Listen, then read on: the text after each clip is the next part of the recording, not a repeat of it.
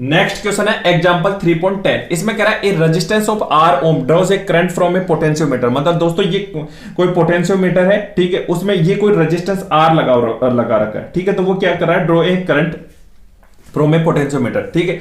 The potentiometer है ये total resistance of R naught. मतलब ये जो पोटेंशियोमीटर है उसका जो टोटल रेजिस्टेंस दे रखा है वो आर नोट दे रखा है, R naught ohm. A voltage V is supplied to the potentiometer. मतलब ये वोल्टेज V है सप्लाइड टू द पोटेंशियल, मतलब पोटेंशियल डिफरेंस कितना है इस पोटेंशियोमीटर में, डेल्टा V हो गया।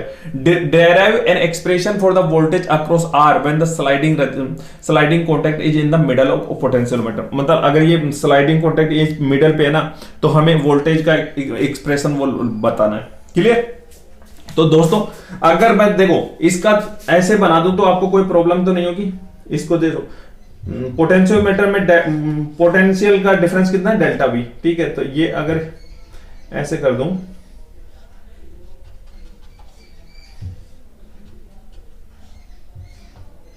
R0/2 और ये है R, क्लियर। और ये हो गया A हो गया, ये C हो गया और ये हो गया B, क्लियर। और यहां से करंट I फ्लो हो रहा है, क्लियर।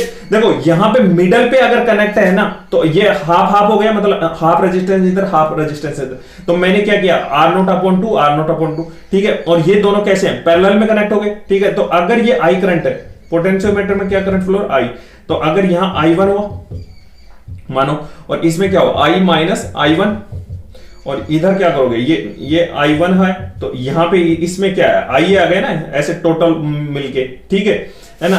अब एक बात बताओ मेरे को, ये दोनों कैसे कनेक्टेड है, ये दोनों पैरेलल में कनेक्टेड है। तो आपको पता है पैरेलल में अगर कोई कॉम्बिनेशन हो तो R इक्वलेंट इक्वल टू कितना होता है, 1/R1 प्लस 1/R2 होता है, ठीक है।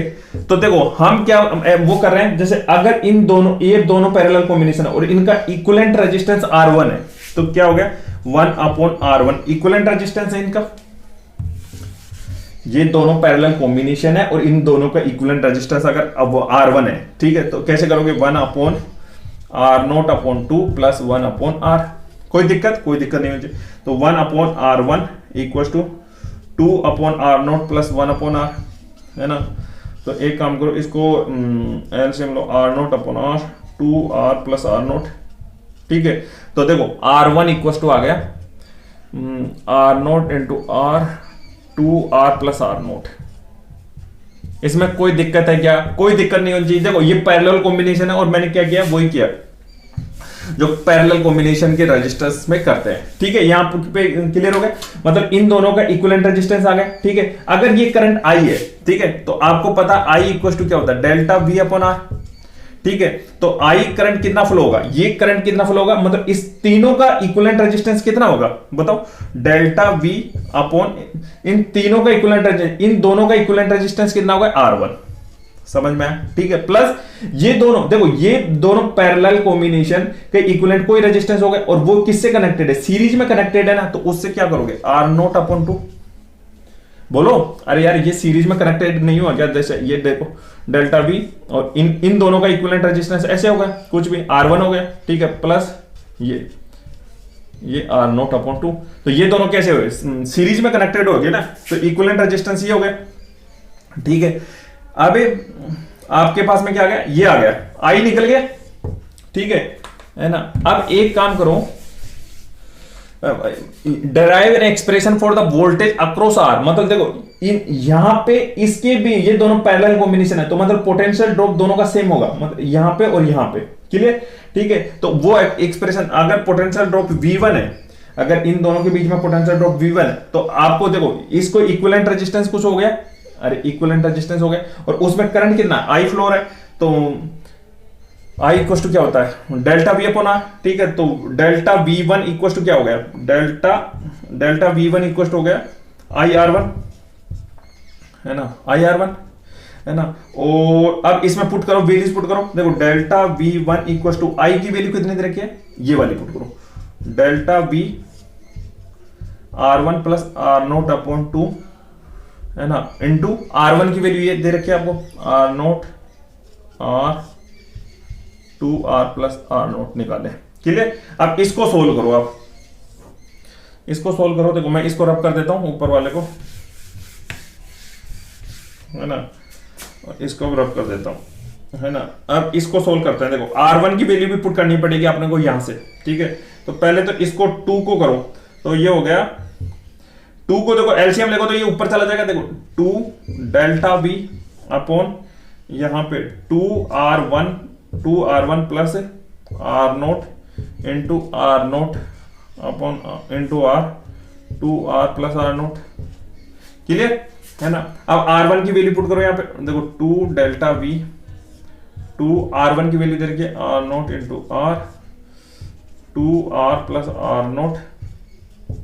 R0 into R0 R 2R plus R0। Clear है ना। इसको एक बार रब करने दो मेरे को, है ना, और मेरे को दूसरा मार्कर लेने दो। देखो अब इसको क्या करोगे, ये एलसीएम लो, एलसीएम लोगे तो क्या हो जाएगा। देखो 2 डेल्टा V 2R0 R, ठीक है, plus R0 into 2R plus R0 divide by 2R plus R0, है ना, into R0 R 2R plus R0। Clear. अब ये ऊपर जाएगा, ठीक है, इसको ऊपर भेज दो, कोई प्रॉब्लम। 2R प्लस R0 और ये इससे कैंसिल हो जाएगा, ब्रैकेट है ना, तो ये इससे कैंसिल हो गया। क्लियर है ना।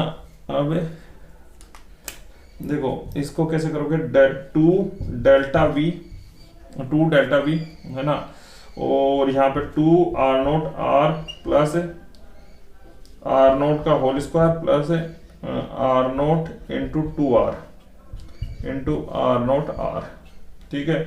R0 इनमें वो कॉमन आ जाएगा, ठीक है, तो ये कैंसिल तो ये कैंसिल इससे कट जाएगा, ठीक है। तो ये आ जाएगा V1 delta V1 equal to 2 delta V potential difference total. इसको देखो 2R plus R0 plus 2R into R, ठीक है।